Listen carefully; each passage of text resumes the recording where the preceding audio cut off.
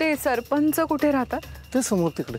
ओ सरपंच, तुम्हाला कोणतरी भेटायला आलाय.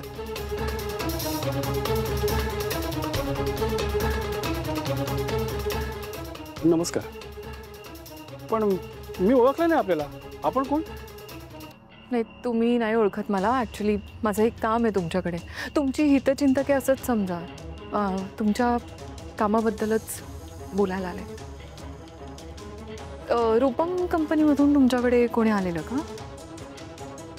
हो, सारंग मेंदळे आणि त्यांची बायको सावली, ते दोघं आले. खूप चांगली माणसं आहेत. अहो, आमच्या गावाच्या विकासाची भाषा करत होते. आम्ही आता एकत्र काम करणार आहोत आणि लवकरच आम्ही आता तसा करारी करणार आहोत. तुमचा अनुभव खूप कच्चा आहे मला असं वाटतं. म्हणजे मी नाही समजलो. नाही म्हणजे सुरुवातीला सगळी माणसं चांगलीच वाटतात, पण तुम्ही त्यांची चौकशी नीट केली आहे का? म्हणजे सारंग मेंदळेंची. आता हल्लीच ते एका खुनाच्या आरोपाखाली जेलमध्ये होते, हे माहिती आहे का तुम्हाला? हे बघा मॅडम, आम्ही फक्त देवावर अंधारा विश्वास ठेवतो, माणसांवर नाही. त्यामुळे आम्ही चौकशी केली आणि आम्हाला समजलं की ते निर्दोष सुटले.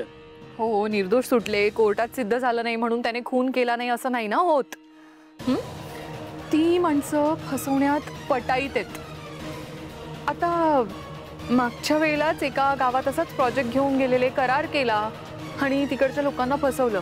मग जेव्हा गावकरी विचारायला आले तर उलट धमकी दिली की तुमच्यावर केस करू म्हणून. पण मला सांगा, तुम्ही मला हे का सांगायला आलात? आणि हे सांगण्यासाठी तुम्ही इथपर्यंत आलात?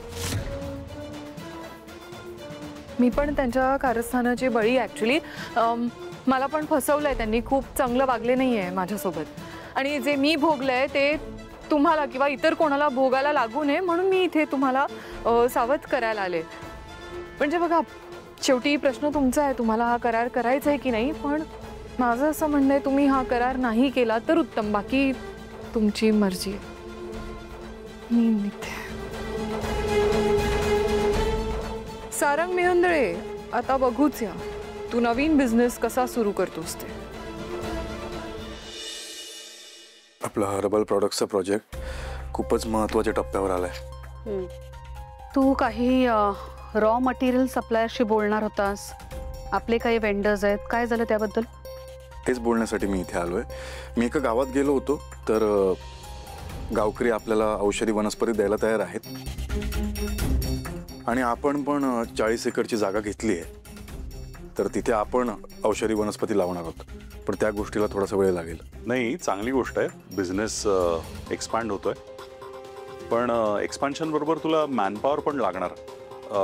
तू नीलला घेणार आहेस का बरोबर? आता तरी गरज नाही. जेव्हा गरज लागेल तेव्हा मी सगळ्यांनाच इन्व्हॉल्व करेन. आणि आई, तू म्हणतेस की तू रिटायर झाली आहेस वगैरे, पण तुझी मदत लागणार आहे मला. नंतर एक पोरगी आली, एकदम धीट, आणि ती व्यक्ती म्हणजे अहिल्या वेसकर.